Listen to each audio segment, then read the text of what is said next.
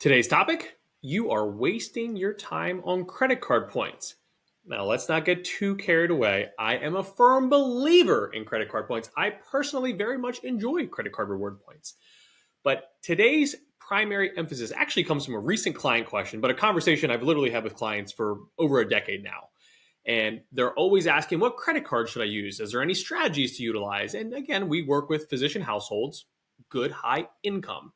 So today's primary focus is really geared towards those of you who would be labeled as high income households.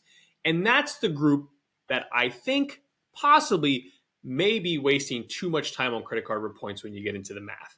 Now, in this video, we're going to get into who should, who shouldn't, and at the end, you make your own educated decision. And I'm going to give you my favorite strategy, and it's a simple strategy. But I'll give you the strategy that I personally like to use with credit card points, also the same strategy we share with all of our clients on Keep It Simple, or sometimes called as the KISS method, right? Keep it simple, stupid.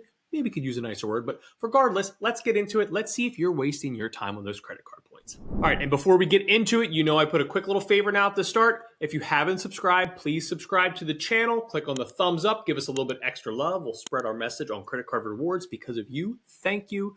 Also, you can subscribe, click on the bell icon, and get a notification every time we release a new video like this one. And you know that we also do that weekly. So now let's get into why you're here. Credit card points. So the first topic I wanted to break this into is who should be maximizing credit card rewards? And we used a list of 4 on this one. So I got 4 topics I want you to focus on. So first up, you have great credit, right? This is one of those ones that it sounds simple, but you'd be surprised on how many people might not have perfect credit. And they're just going through the machine here of adding new cards, adding new cards, adding new cards. And that does take a toll. It does take a toll. So if you have great credit, this could be a spot for you to utilize. So again, this is our group of who should. Next up, financial planner and me. This one is big time. Financially disciplined, right? If you're going to have 10 different credit cards and you're playing balance transfers and bonus sign on here and this and that, you need to be financially disciplined, because when you have all that credit, all that free money, which is not free, right? Very high interest rates on pretty much every single card out there, unless you have a fun, unique introductory offer.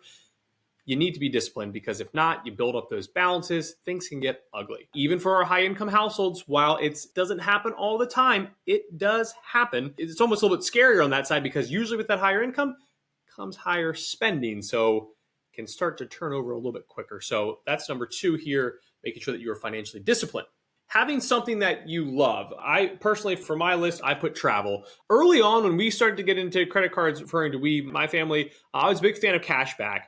Now that we have some younger kids, I enjoy traveling a little bit more as the business continues to grow, and have a little bit more free time outside of 3 kids, which also takes up my free time. But we have started to kind of shift over to the travel side of things. But finding something that you love, and this is a conversation, again, we have with clients. So if it's cash back, go for it. And remember, with cash back, maybe to turn into gift cards, things of that nature. If it's travel, focus on a travel card. And certain stores, right? For every reason, I always come back to Cabela's. I don't know why. I'm not a big hunter or fisher. My kids love fishing. I'm not good at fishing at all. But even something of that nature, like a very specific store. And if you're not familiar with Cabela's, just hunting, fishing, things of that nature. Probably my Northeast ties still bring me back to Cabela's. But I just remember a lot of clients always having that credit card, and they like the rewards they got. And that's just one example, but there's plenty of other good examples out there. You get into the hotel cards like the Marriotts and the Hiltons and things of that nature, but find something that you love and build around that, which this will lead me into my favorite strategy as we get going here. The next one we list, you're not a super high earner, and you're probably thinking that's a weird one to put in there, but it's going to make a little bit more sense when we get down to kind of what I noted at the start of the video, but what I'm going to note in our next section, who might not want to be doing this. But for a lot of you, if you are a high income household, I jotted down some notes here just to kind of keep me in line here, but let's just assume that you're a household that makes about $300,000 per year. You got 2,000 hours per year in terms of working hours.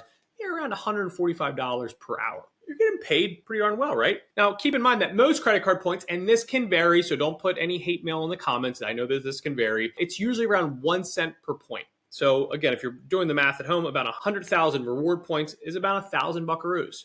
1,000,000 points is, say, only $10,000, but again, kind of depends on where you are, but very high income household, 10,000, still great. Who doesn't want that? But maybe not as appealing. So that's why we put that one on who should maximize credit card rewards is not a super high income, because when you start to do the math, this is where we get concerned. I shouldn't say concerned, but you're not getting enough juice out of that squeeze, right? So that's why we have that one on there. And this can vary. I put another note here on Marriott points.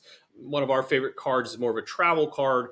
And then sometimes we'll take those points and actually convert them into Marriott points if they have good conversion. Sometimes you get a little bit of bonus on that. So again, there are strategies to be had here, but Marriott will maybe vary per hotel brand. Oddly enough, usually the nicer brand hotels through Marriott will give you a little bit higher rewards than, say, that 1 cent per point, where some of the lower ends might be even a little bit lower than that. So it can vary. So that is our primary group for who should.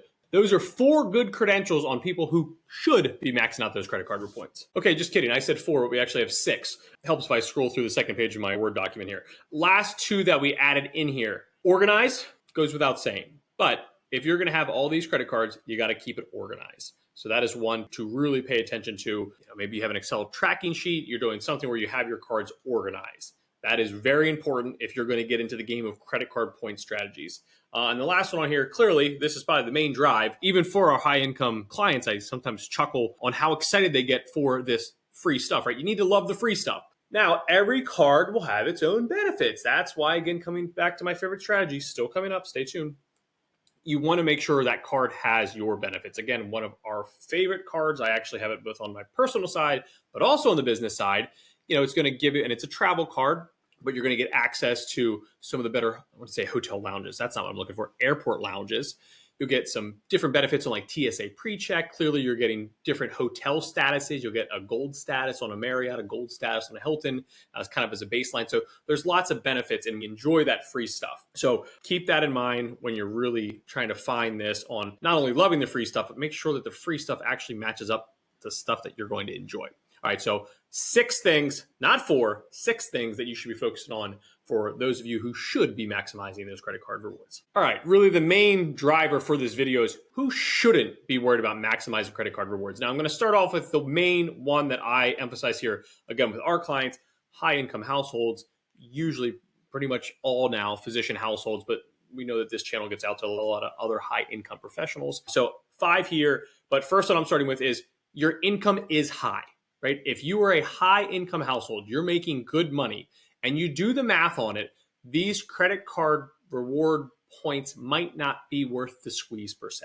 And that is the one group that sometimes when we say that, they'll say that, well, really? And again, it's just more or less a basic math number. You're probably making more in your actual job than you are ever going to get out of credit card reward points. Again, I know free stuff has a completely different feel to it, right? You sit down in that nice lounge, you get a nice cappuccino, you're thinking, this is all free. That might feel like you're on top of the world. And if that's the case, so be it, which is why, again, we do think there is value in credit card rewards and picking the right cards. All right, so that's my first one to start with. Now, here's some other ones where hopefully when you hear these, you're like, well, that makes sense. All right, here's the 4 we have on here. Number 1, I should say number 2 technically, is number 1 was the income. Number 2, financial trouble, right? If you don't have all your financial ducks in a row per se, probably not the time to get into credit card hacking.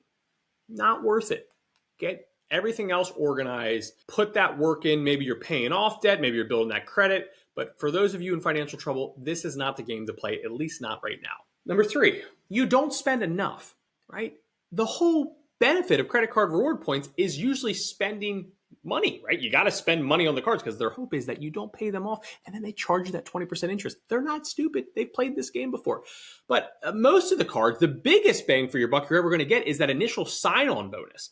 And that bonus can be, hey, you got to spend $20,000 in 3 months, or $60,000 in 6 months, or $10,000 in the first, whatever the case would be. But if you're not spending a lot of money on your card, especially on that sign-on bonus, but even consistently throughout time, right? Not going to be worth it. And this isn't a bad thing, right? I always joke, what's the best credit score? Technically, you don't have one. Why? Because that means you never had to utilize any form of credit. But that doesn't hold up in the United States, right? They want to make sure that you have used it responsibly. And they give you this beautiful 3-digit, hopefully 3-digit score. So number 3, you don't spend enough to actually get the benefit of the rewards. All right, coming down the line here, 4, this is a good one. You're just low on time or energy. Again, it's not, I don't want to downplay a million points equal $10,000. I would love $10,000. We have clients that, well over $1 million per year in household income, some getting close to $2 million per year in income. I'm sure if I say, hey, here's $10,000 in travel points, they're not going to be like, ugh, I don't need that. Of course, it's going to be exciting, but they make that amount of money in a very short period of time. You put all that time and energy into something else, probably going to get even more than that. And guess what? It's probably much more universally useful, right? As opposed to just the credit card points that can only be used at XYZ hotel. So 4 on the list, low on time or energy. Again, you're not missing out on too much here. It's okay. Put that time into your health, your wellness, get a little extra sleep, spend some time with the kiddos, start a hobby, get into gardening, whatever suits you, do it. And then last but not least, kind of noted this one towards the start there on good credit, but who shouldn't be doing this? Someone that has bad credit, or you're trying to repair your credit. If you're a person currently trying to work that credit score higher, getting into the idea of opening a card, closing a card, open a card, closing a card, open a card, open a card, open a card, closing a card, that's not a good game to get that credit score boosted, right? This isn't a video about credit scores, but in that example, bad credit or fixing your credit, probably not the group that really wants to be going after credit card rewards here. Now, let's get into my favorite strategy of how to use credit cards, what I would consider responsibly.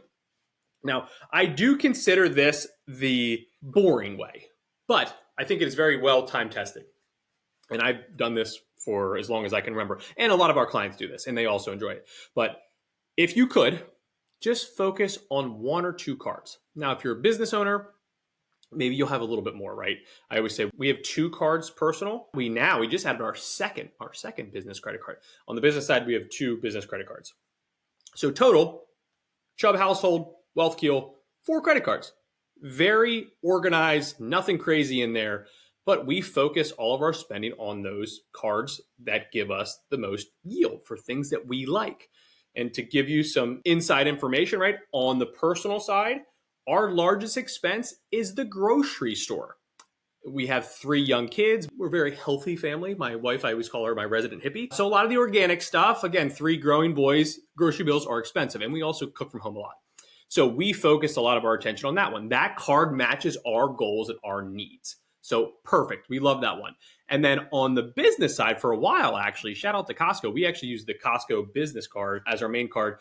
Now we're getting a little bit bigger, payroll's a little bit higher, expenses are a little bit higher, and I have found a new fascination for travel as my kids continue to get a little bit older. Shifting that over to the travel card now is where we're going. So 2 things that we really enjoy, 2 things that we spend a lot of money on. Business, you just always spend a lot of money in just the business of running a business. And then on the personal side, like I said, groceries are definitely our largest spend. So we focused on that card there. So pick a few cards, focus on those cards. And then the other thing too, it's like anything else in life. You don't really want to have this as a set it and forget it. Especially if you're paying for some of these cards. I will say that 3 of those 4 cards, actually no, all 4 cards do have annual fees attached to them. Now, I think they're well worth it. Again, I'm decent at numbers, but I've run the numbers, makes sense. But every now and then, those could go up.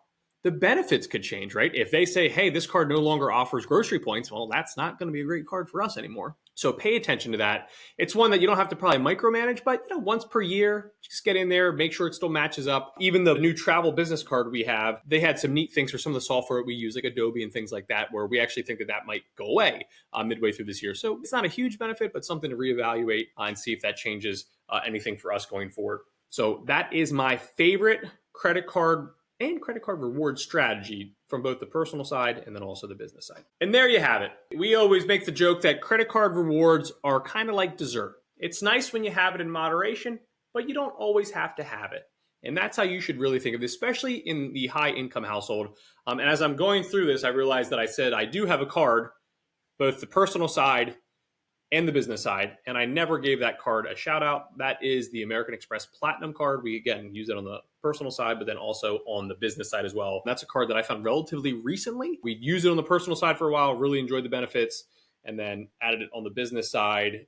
One, because get those benefits, but also when you add employees on those cards, they get some of those cool benefits too. So if your staff travels quite a bit, neat things add on there. So I want to actually add that one in there. And that's it though. Again, like dessert.